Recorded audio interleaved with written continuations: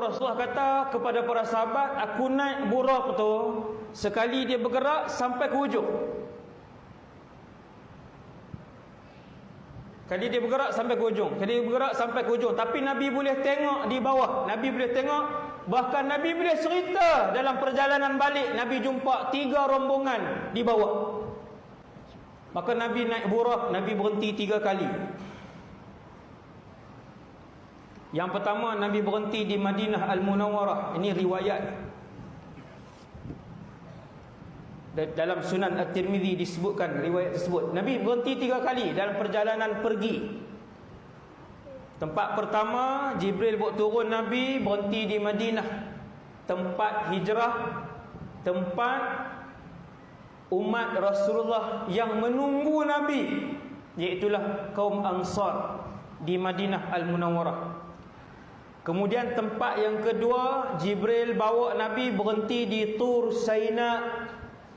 Tur Saina ni di tempat Nabi Musa bermunajat dengan Allah, sehingga Nabi Musa berkata-kata dengan Allah Subhanahu wa ta'ala. Tur Saina. Kemudian yang ketiga, Jibril berhenti di Bait Laham, tempat lahir Isa ibn Maryam alaihimassalam. Berhenti 3 tempat. Last sekali pergi ke Baitul Maqdis, Masjidul Aqsa. Sebab tu tuan-tuan baca surah Isra, A'udzu billahi minasyaitonir rajim, Bismillahirrahmanirrahim.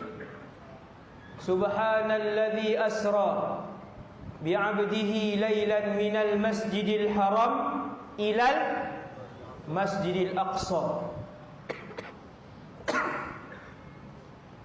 Daripada Masjidil Haram berhenti di Masjidil Aqsa. Di Masjidil Aqsa, Nabi masuk dalam masjid, kesemua rasul telah tunggu Nabi. Mimpi ke jaga? Mimpi ke jaga? Dalam keadaan jaga. Allah bawa rasul-rasul ini berimpun dengan Nabi dalam Masjidil Aqsa, yaqazah. Ini dalil yaqazah. Dalil bahawa Nabi melihat Nabi lain secara jaga, bukan tidur, secara jaga. Nabi tengok rasul-rasul lain yaqazah, secara jaga. Kemudian solat dengan para rasul, Nabi mengimamkan rasul-rasul lain. Imam, Allahu Akbar. Itu dalil bahawa Nabi kita ketua kepada semua Nabi dan Rasul. Alhamdulillah.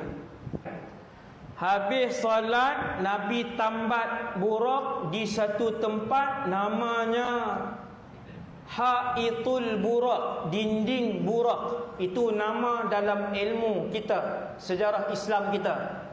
Nama dinding itu Hait Burak.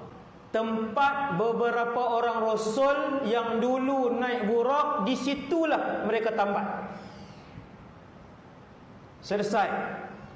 Kemudian selesai peristiwa Isra, secara ringkas Nabi di-mi'rajkan. Apa maksud mi'raj? Daripada perjalanan daripada Masjidil Aqsa ke Sidratul Muntaha. Itu nama mi'raj. Perjalanan daripada Masjidil Aqsa ke Sidratul Muntaha, mi'raj. Waktu nak naik ke atas, burak ditinggalkan. Jibril alaihissalam bertukar menjadi malaikat.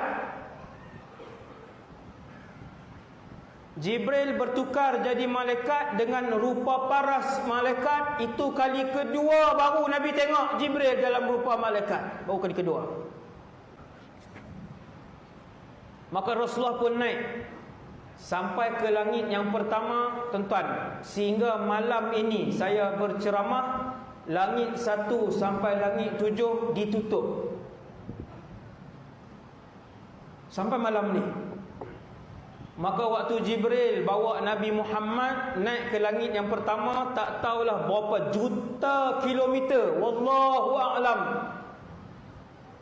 Sampai di langit yang pertama ditutup. Malaikat yang jaga langit pertama tu ada namanya, tapi saya tak sebut sebab saya baca dhaif.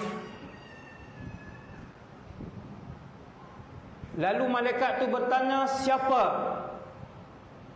Ana Jibril. Siapa dengan kamu? Muhammad. Aursila ilaih, apakah Muhammad dijemput untuk naik ke atas? Jibril kata ya.